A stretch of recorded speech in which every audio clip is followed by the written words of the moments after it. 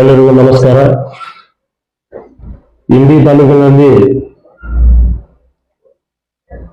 ಒಂದು ಸೋಷಿಯಲ್ ಮೀಡಿಯಾದಲ್ಲಿ ನಾನು ಒಂದು 2-3 ಪೋಸ್ಟ್ ಹಾಕಿದ್ದೆ.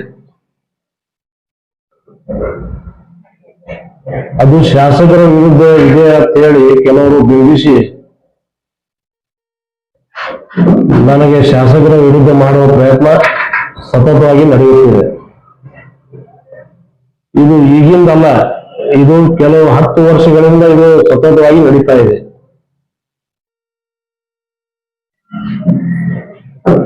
ನನಗೆ ರಾಜಕಾರಣ ಕಲಿಸಿದ ಗುರು ಯಾರು ಇದ್ರ ಅದು ಯಶವಂತರಾವ್ ಗೌಡ್ರು.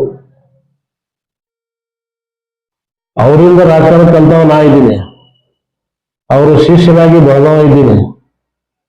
ಮತ್ತು ಅವ್ರ ಜೊತೆ ನಾ ಹೇಗಿರ್ಬೇಕು, ನಾ ಏನ್ ಮಾಡ್ಬೇಕು, ರಾಜಕೀಯ ಹೇಗೆ ಮಾಡ್ಕೊಂಡು ಹೋಗ್ಬೇಕು, ನೇರವಾಗಿ ಹೇಗೆ ಮಾತಾಡ್ಬೇಕು ಅವರಿಂದ ನಾನು ಕಲ್ತೀನಿ. ಇಲ್ಲಿ ಸರ್ಕಲ್ದಾಗ ನಿಂತು ಮಾತಾಡೋ ಮುಖಂಡರಿಗೆ ಒಂದೇ ಒಂದು ಮಾತು ಹೇಳಕ್ ಬಯಸ್ತೀನಿ.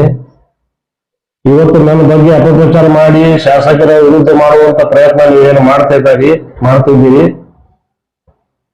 ಅದು ನಿಮಗೆ ಶೋಭೆ ತರಂಗಿಲ್ಲ. ಮತ್ತು ನನಗೆ ಏನಾದ್ರು ಪ್ರಶ್ನೆ ಮಾಡೋದಿತ್ತು ನಾನು ನೇರವಾಗಿ ಶಾಸಕರ ಜೊತೆ ಮಾತಾಡ್ತೀನಿ, ಅವ್ರಿಗೆ ಪ್ರಶ್ನೆ ಕೇಳ್ತೀನಿ. ನಮ್ಮ ಸಮಾಜಕ್ಕೆ ಇಷ್ಟೊಂದು ಅನ್ಯಾಯ ಆಗ್ತದ ಅಂತ ಹೇಳಿ ನಮಗೆ ಅನಿಸ್ತದ. ಆದ್ರೆ ಅವರು ಎಲ್ಲಾ ಸಮಾಜದಲ್ಲಿ ಕರ್ಕೊಂಡು ಹೋಗುವಂತ ಜವಾಬ್ದಾರಿ ಅವ್ರಿಗೂ ಇರ್ತದ. ಈಗ ನಾವು ಹೇಳೋದು ಇಷ್ಟೇ, ನಾನು ಸೋಷಿಯಲ್ ಮೀಡಿಯಾದಲ್ಲಿ ಹೋಗ್ಬಾರ್ದಿತ್ತು, ಸೋಷಿಯಲ್ ಮೀಡಿಯಾದಲ್ಲಿ ಹೋಗಿದ್ದೀನಿ, ಅದು ಪೋಸ್ಟ್ ಮಾಡಬಾರ್ದಿತ್ತು, ಮಾಡೀನಿ. ಅದು ಶಾಸಕರ ವಿರುದ್ಧ ಅಂತ ತಿಳ್ಕೋಬಾರ್ದು ಮತ್ತು ಪಾರ್ಟಿ ವಿರುದ್ಧ ತಿಳ್ಕೋಬಾರ್ದು. ನಾವು ಹೇಳೋದು ಇಷ್ಟೇ, ನೇರವಾಗಿ ಮಾತಾಡುವಂತ ವ್ಯಕ್ತಿ ನಾನು,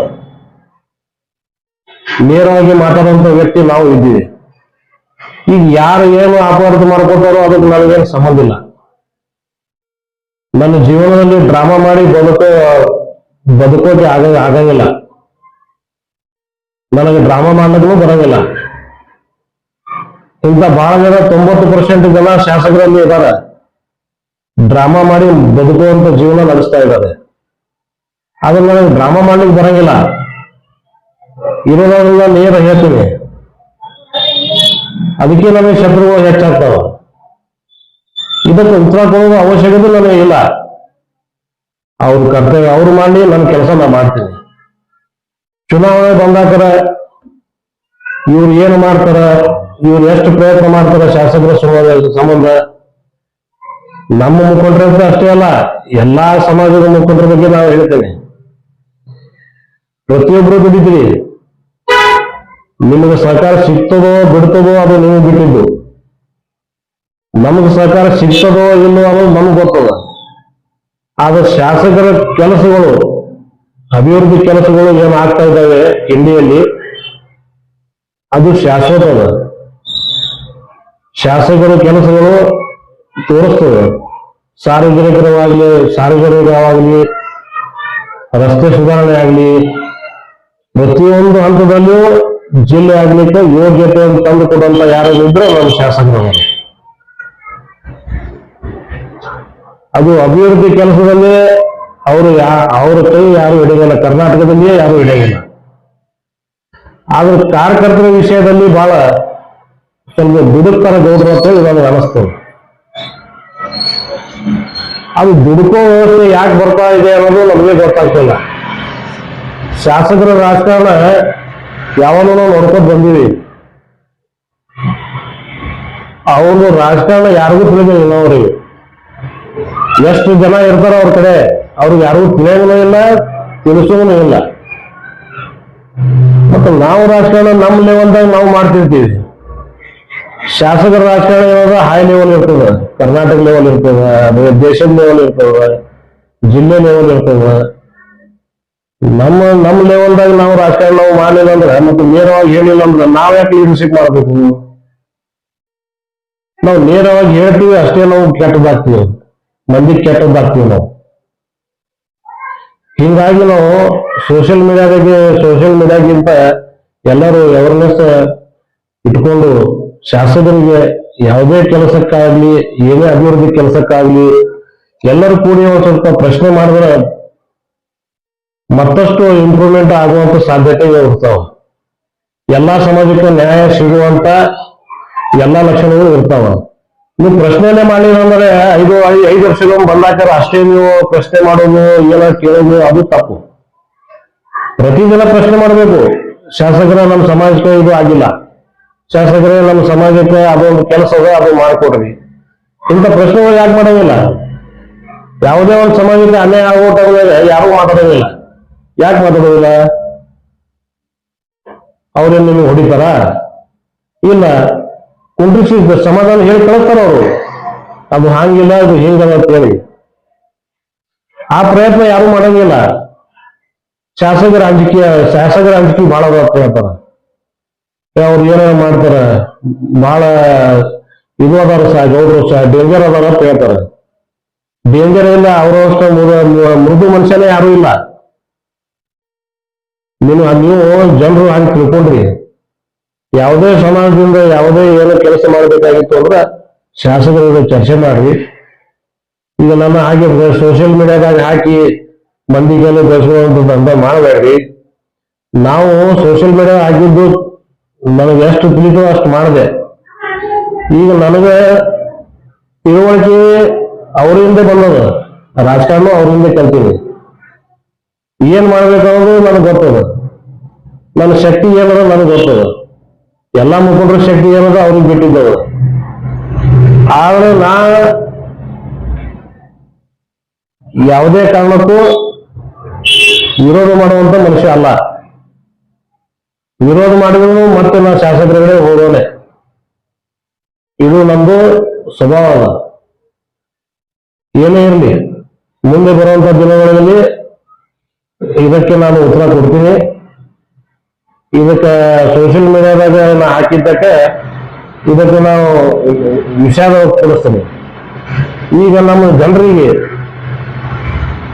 ನಮ್ಮ ತಾಲೂಕಿನ ಎಲ್ಲಾ ಸಮಾಜದವರಿಗೆ ಕಳಕಳಿ ವಿನಂತಿ ಮಾಡ್ಕೊತೇವೆ.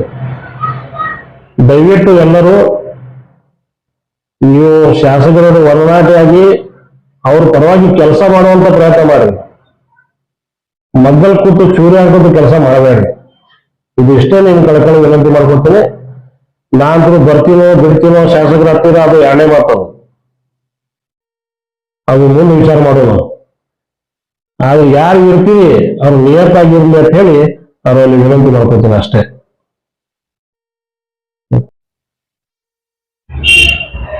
ಸಮಾಜ ಬಗ್ಗೆ ನಿಮ್ಮ ಅನಿಸಿಕೆ ಏನಿದೆ ಸರ್? ಸಮಾಜದ ಬಗ್ಗೆ ಅನಿಸಿಕೆ ಅಂತಂದ್ರೆ, ಈಗ ನಾನು ಸತತ ಒಂದು 20ರಿಂದ 22 ವರ್ಷದಿಂದ ನಾನು ರಾಜಕಾರಣದಲ್ಲಿ ಇದ್ದೀನಿ. ಬಹಳ ಸಣ್ಣ ವಯಸ್ಸಿನಾಗ ನಾನು ಪುರುಷನ ಮೆಂಬರ್ ಆಗಿನಿ. ಅದು ಗೌಡ್ರ ಕೊಂಡನೆ ಆಗಿದ್ದು, ಅದನ್ನು ಸತ್ಯ ಹೇಳ್ಬೇಕಾಗ್ತದೆ. ಆದ್ರೆ ಸಮಾಜ ಬಗ್ಗೆ ಕಾಳಜಿ ವಹಿಸ್ಬೇಕಂತ ಹೇಳಿ ನಾನು 22 ವರ್ಷದಿಂದ ಏನೋ ಪ್ರಯತ್ನ ಮಾಡ್ತಾ ಇದ್ದೀವಿ ಎಲ್ಲರೂ ಕೂಡಿ, ಅದು ಸಕ್ಸಸ್ ಆಗ್ಲಿಲ್ಲ. ಆದ್ರೂ ಪ್ರಯತ್ನ ಬಿಡ್ಲಿಲ್ಲ. ನಾವು ಇನ್ನು ಮುಂದೇನು ಪ್ರಯತ್ನ ಮಾಡ್ತೀವಿ. ನಮ್ಮ ಸಮಾಜ ಬಹಳ ಬಡ ಸಮಾಜ. ನಾವು ಬೀದಿ ವ್ಯಾಪಾರಸ್ಥರು. ನಾವು ಬೀದಿ ವ್ಯಾಪಾರ, ಈ ಬೀದಿಯಲ್ಲಿ ಕೂತು ನಾವು ವ್ಯಾಪಾರ ಮಾಡುವಂತ ಜನ ನಾವು. ನಮ್ಮ ಜನರಿಗೆ ರಕ್ಷಣೆ ಕೊಡುವಂತ ಧೈರ್ಯ ಯಾರಿಗೂ ಇಲ್ಲ. ನಾವು ಬಡ ಜನರ ಹಿಂದೆ ನಾವು ನಿಲ್ಲಬೇಕಾಗ್ತದೆ. ಅದು ಸತತ ಪ್ರಯತ್ನ ನಾವು ಮೊದಲಿನಿಂದ ಮಾಡ್ಕೊಟ್ಟು ಬಂದು ಈಗಲೂ ಮಾಡ್ತೀವಿ. ಆದ್ರೆ ಶಾಸಕರಲ್ಲಿ ಒಂದು ವಿನಂತಿ ಅದ, ಬೀದಿ ವ್ಯಾಪಾರಸ್ಥರಿಗೆ ಏನು ಇವತ್ತು ತೊಂದರೆ ಆಗ್ತಾ ಇದೆ ಪೊಲೀಸ್ ಇಲಾಖೆಯಿಂದ, ಅದಕ್ಕೆ ಸ್ವಲ್ಪ ಕಡಿವಾಣ ಆಗ್ಬೇಕು. ಯಾಕೆಂತಂದ್ರೆ ಇವತ್ತು ಮುಂಜಾನೆಯಿಂದ ಬೆಳಿಗ್ಗೆಯಿಂದ ಸಾಯಂಕಾಲವರೆಗೆ ಏನು ಅವು ಮಾರಾಟ ಮಾಡ್ತಾರೆ ಬೀದಿ ವ್ಯಾಪಾರಸ್ಥರು, ಅದರಲ್ಲಿ ಅವ್ರಿಗೆ ಇನ್ಕಮ್ ಬರುದೇ 500ರಿಂದ 600 ರೂಪಾಯಿ ಬರ್ತದೆ. 600 ರೂಪಾಯಿ ಒಳಗೆ 4-5 ಮಕ್ಕಳಿಗೆ, ಹೆಂಡತಿ ಮಕ್ಕಳಿಗೆ ಎಲ್ಲರಿಗೂ ಸಂಭಾಳಿಸ್ಬೇಕಂದ್ರೆ ಅವ್ರಿಗೆ ಖರ್ಚು ಹೋಗ್ಬಿಡ್ತದೆ. ಅಂಥದ್ರಲ್ಲಿ ಎಲ್ಲರಿಗೂ ದಂಡ ಹಾಕೊಂಡು ಕೂತಾರ. ಆ ದಂಡ ಹಾಕೊಂಡು ಬಂದ್ ಆಗ್ಬೇಕು. ವಿನಾಕಾರಣ ಬೀದಿ ವ್ಯಾಪಾರಸ್ಥರಿಗೆ ಅವರಿಗೆ ತೊಂದರೆ ಕೊಡುವಂತ ಕೆಲಸ ಆಗಬಾರ್ದು. ಶಾಸಕರು ಇದರ ಬಗ್ಗೆ ಗಮನ ಕೊಡಬೇಕು. ಮತ್ತೆ ಈಗ ಹೋರಾಟ ಮಾಡುವಂತ ಪರಿಸ್ಥಿತಿ ಇನ್ನೂ ಬಂದಿಲ್ಲ. ಬೀದಿ ವ್ಯಾಪಾರಸ್ಥರ ಸಂಬಂಧ ನಾವು ಹೋರಾಟ ಮಾಡಬೇಕಾಗಿತ್ತು, ಅವ್ಯವಹಾರ ಇತ್ತು ಅಂದ್ರೆ ನಾವು ಹೋರಾಟ ಮಾಡ್ಲಿಕ್ಕೆ ನಾವು ಸಿದ್ಧಿದ್ದೀವಿ. ಆಗ ನಮಗೆ ಮತ್ತೆ ಶಾಸಕರ ವಿರುದ್ಧ ಮಾಡ್ತಾ ಇದ್ದಾರೆ ಅಂತ ಹೇಳಿ ಮತ್ತೆ ಅದಕ್ಕೊಂದು ಬ್ಲೇಮ್ ಕೊಡೋದೆ. ಅದಕ್ಕೆ ಅದಕ್ಕೆ ಪರಿಹಾರ ಒಂದು ಕೊಡ್ರಿ, ಬೀದಿ ವ್ಯಾಪಾರಸ್ಥರಿಗೆ ಪರಿಹಾರ ಕೊಡ್ಬೇಕಂತ ವಿನಂತಿ ಮಾಡಿ. ಸಂದರ್ಭದೊಳಗೆ ಏನು ಬಹಳದಿಂದ ಬಹಳ ತ್ರಾಸ ಮಾಡ್ತಾರೆ. ಅದ್ರ ಈಗ ಯಾಕೆ ನೀವು ಮಾತಾಡ್ತೀವಿ ವಿರುದ್ಧ ಕೇಳ್ತೀವಿ. ಗೌಡ್ರ ಸಂಬಂಧ 2008 ಹಿಡ್ಕೊಂಡು ನಾನು ದುಡಿತೇವೆ. ಯಾಕೆ ಈಗ ಮತ್ತೆ ಈಗ ಯಾಕೂ ಇಲ್ಲ. ಈಗ ವೈಮನಸ್ಸಂತರ ಮನುಷ್ಯ ಇದ್ದೇ ಇರ್ತದ. ಈಗ ಯಾವುದೇ ಸಮಾಜ ಆಗ್ಲಿ 2008ರಾಗ ಚುನಾವಣೆ ನಾವು ಸೋಲ ಅನುಭವಿಸಿದ್ವಿ. ಯಾಕೆ ಸೋಲೈತಂದ್ರ ಅದು ಗೌಡ್ರೆ ಒಂದು 7-8 ಊರಿಗೆ ಹೋಗಿದ್ದೆಲ್ಲ ಸೋಲೈತು. ಇದು ಒಂದೇ ವಿಷಯ. ಎರಡನೇ ವಿಷಯ ಏನಂದ್ರೆ 2013ರಾಗ ನನಗೆ 10ರಾಗ ನನಗೆ ಬ್ಲಾಕ್ ಅಧ್ಯಕ್ಷರಾಗಿ ನೇಮಿಸಿದರು. ನೇಮಿಸಿದ ನಂತರ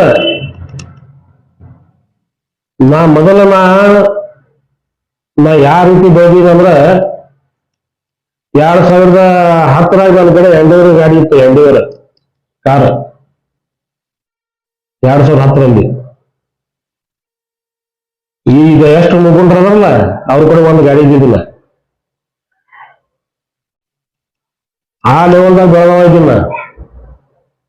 ನನ್ನ ಇದ್ದಿದ್ದ ಆಸ್ತಿ ಎಲ್ಲ ಒತ್ತಿಗಿಟ್ಟು ನನ್ನ ಜೀವ ಪಣಗಿಟ್ಟು ನನ್ನ ಹೆಂಡತಿ ಮಕ್ಕಳಿಗೆ ಬಿಟ್ಟು 2013 ಚುನಾವಣೆಯಲ್ಲಿ ಸಂಘಟನೆ ಮಾಡಿ ಶಾಸಕರ ಗೆಲುವಿಗೆ ಪಾತ್ರರಾಗಿದ್ವಿ. ಇವತ್ತು ನನ್ನ ಕಡೆ ಏನೂ ಇಲ್ಲ, ಎಲ್ಲ ಕಳ್ಕೊಂಡ್ಬಿಟ್ಟಿನ. ಮೊದ್ಲಿಂದ ಅವಾಗೇ ಕಳ್ಕೊಂಡ್ಬಿಟ್ಟಿನಿ. ಅದಕ್ಕೆ ಸಹಾಯ ಮಾಡಬೇಕಂತೇಳಿ ಯಾರು ಬೇಕಾದ್ರೂ ಮಾಡ್ಬೋದು. ಮತ್ತೆ ನಾನು 3-4 ವರ್ಷ ನಾನು ಬ್ಲಾಕ್ ಕಾಂಗ್ರೆಸ್ ಅಧ್ಯಕ್ಷ ಮಾಡಿ ನಾನಾಗಿಯೇ ರಾಜೀನಾಮೆ ಕೊಟ್ಟಿನಿ. ರಾಜೀನಾಮೆ ಯಾಕೆ ಕೊಟ್ಟಿಲ್ಲ ಅಂತ ಹೇಳಿ ಒಬ್ರು ಕೇಳ್ಯಾರ ನನಗೆ. ನೀ ಕೊಡಬಾರ್ದಿತ್ತು, ಸುಮ್ಮನೆ ಕೊಟ್ಟಿ ಅಂತ ಇಷ್ಟೇ ಕೇಳ್ತಾರ. ಯಾಕೆ ಕೊಟ್ಟಿ ಅಂತ ಅದು ಕೇಳಬೇಕಲ್ಲ, ಪ್ರಶ್ನೆ ಮಾಡಬೇಕಿಲ್ಲ. ಪ್ರಶ್ನೆ ಮಾಡಂಗಿಲ್ಲ. ಪರಿಸ್ಥಿತಿ ಉಲ್ಬಣ ಆದಂಗ ಮಾಡ್ತಾರವ್ರು. ಅವ್ರಂತ್ರ ಶಾಸಕರು ಅಷ್ಟೇ ಅಲ್ಲ, ರಾಜಕಾರಣಿ ಮಂದಿ ಮಾಡ್ತಾರ. ಅವ್ರು ಏನ್ ಮಾಡ್ತಾರ, ಇವ ಇರಬಾರ್ದು, ಇವ ಇದ್ರೆ ನಾವು ಮಾತನಾಡಂಗಿಲ್ಲ. ಇಂಥ ಜನ 99% ಅದರಲ್ಲಿ. ಈಗ ಯಾರೇ ಅಲ್ಲಿ ಹೋಗ್ಲಿ 99% ಜನ ಇವ ಮುಂದೆ ಹೋದ್ರೆ ನಾವು ತುಳಿತಾವ. ಇದು ವಿಚಾರ ಮಾಡುವಂತ ಮನೋಭಾವಗಳು ಬಹಳ ಮಂದಿ ಅದಾರ. ಅದಕ್ಕೆ ನಮ್ಮ ರಾಜಕೀಯ ಹಿಂದೆ ಬರ್ತದ. ಈಗ ನಮ್ಮ ಸಮಾಜ ನನಗೆ ಕುಗ್ಗಿ ಕೊಯ್ತಾರ, ಆದ್ರೂ ನಾ ಸಮಾಜ ಬರೋದು ನಿಂತೀನಿ. ಯಾಕಂದ್ರೆ ನನ್ಗೆ ಸಮಾಜ ಬೇಕು, ಎಲ್ಲಾ ಸಮುದಾಯನೂ ಬೇಕು. ನನಗೆ ಅತಿ ಹೆಚ್ಚು ಕಾಳಜಿ ಮಾಡುವ ಯಾರಿದ್ರೆ ಹಿಂದೂ ಸಮಾಜ. ನನಗೆ ಮುಸ್ಲಿಂ ಸಮಾಜದವರು ನನಗೆ ಎಂದೂ ಎತ್ತಿರುವುದಿಲ್ಲ ಯಾರು. ಇದು ನೇರವಾಗಿ ಹೇಳ್ತಿಲ್ಲ. ಆದ್ರೂ ನಾ ಸಮಾಜ ಬರೋದು ದುಡಿತೀನಿ. ನನ್ನ ಪ್ರಾಣ ಇರುವತನ ನಾ ಸಾಯುತ್ತನ, ನಾ ಸಮಾಜ ಬರೋದು ದುಡಿಯೋಣ. ಅವ್ರಿಗೆ ಏನೇ ತ್ರಾಸ ಬಂದ್ರು ಹೋಗಿ ನಿಲ್ತೀನಿ. ಅವ್ರ ಕೆಲಸ ಏನದ ನಾ ಮಾಡ್ತೀನಿ. ನಾನುಗಳು ಶಾಸಕರಲ್ಲಿ ಒಂದು ವಿಶೇಷತೆ ಏನಂದ್ರೆ ನಡಿಲಾರ್ದ ನಾನೇ ನಾನು ನಡೆಸಿ ತೋರಿಸ್ತಿದ್ದಾವು. ಅವ್ರು ಎಲ್ಲಿ ಒಂದು ಛಲ ಯಾವಾಗ್ಲೂ ಇರ್ತದೆ, ನಡೆಸ್ತಾರ ಅವರು, ಇಲ್ಲ ಅನ್ನಂಗಿಲ್ಲ. ಆದ್ರೆ ಅದೇ ಸಮಾಜ ಒಳಗೆ ಮತ್ತೊಂದು ಅದೇ ಸಮಾಜ ಒಳಗೆ ಆ ಸಮಾಜದವರೇ ವಿರೋಧ ಮಾಡೋದು ಜನನೂ ಬಹಳ ಆಗ್ತದೆ.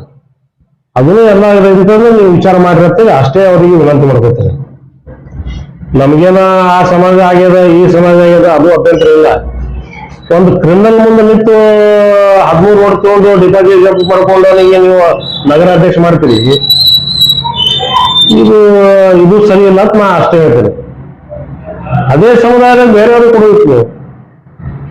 ಚಲೋ ವ್ಯಕ್ತಿಗಳು ಅದಾರಲ್ಲ ಅದರಲ್ಲಿ, ಆ ಸಮಾಜದಲ್ಲಿ. ನಮ್ಮ ಪ್ರಕಾರ ವ್ಯಕ್ತಿ ಅವ್ರಿಗೆ ನಂಬಿಕೆ ಹೆಚ್ಚು, ಅವ್ರಿಗೆ ಗೊತ್ತದ, ಶಾಸಕರಿಗೆ ಗೊತ್ತದ. ನಾ ಶಾಸಕರಷ್ಟು ಯೋಚನೆ ಮಾಡುವಂತ ಬುದ್ಧಿ ನನಗೆ ಇಲ್ಲ. ನನ್ಗಿಂತ ಹೆಚ್ಚು ಬುದ್ಧಿನೂ ಅದ. ಎಲ್ಲ ಈ ಬಿಜಾಪುರ ಜಿಲ್ಲೆ ಎಷ್ಟು ರಾಜಕಾರಣಿ ಹೊಂದಿದಾರ, ಎಲ್ಲರಿಗೂ ಶಾಣೆನೂ ಅವರೇ ಅದಾರ. ಯಾವ ಸಮುದಾಯದಾಗ ಯಾರು ಒಳ್ಳೆ ಒಳ್ಳೆ ವ್ಯಕ್ತಿತ್ವ ಅದ ಅಂತವರಿಗೆ ಅಧ್ಯಕ್ಷ ಮಾಡೋದು ಸೂಕ್ತ ಅನ್ನೋದು ನನ್ನ ಅಭಿಪ್ರಾಯ ಅದ. ಈಗ ಮಾಡಿದ್ದಾರೆ, ಅವ್ರು ಚಲಾವಣೆ ಮಾಡ್ತಾರ. ಅವರು ನಡಿಲಾರದ ಗಿನ್ನಿಗಳು ಎಲ್ಲ ನಡೀತಾವ ಅವ್ರ ಕಡೆ. ನಡೆಯೋ ಗಿನ್ನಿ ದೂರ ಇಡ್ತಾರ ಅಷ್ಟೇ. ನಮ್ದು ಅಬ್ಜೆಕ್ಷನ್ ಇರೋದು ಅಲ್ಲೇ. ಈಗ ಮುಸ್ಲಿಂಗಳಿಗೆ ಕಾಂಗ್ರೆಸ್ ಅನಿವಾರ್ಯ ಇದೆಯಾ? ಮುಸ್ಲಿಂ ಕಾಂಗ್ರೆಸ್ ಅನಿವಾರ್ಯ ಇಲ್ಲ, ತಿಳ್ಕೊತಾರ ನಮ್ ಜನ ಹಂಗ.